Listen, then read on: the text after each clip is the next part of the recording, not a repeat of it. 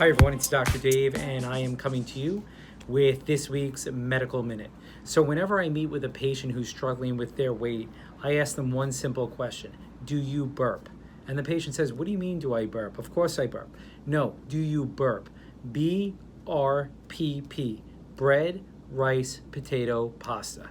If you eat bread, rice, potato, pasta, especially white, you are essentially eating refined carbohydrates. And refined carbohydrates are going to make it really tough to lose weight. Why? They're empty calories and they still cause insulin spike. Remember, we don't want to spike our insulin. Insulin is also known as the fat hormone because it will take excess glucose and it will force your body to store it into cells as triglycerides and fat.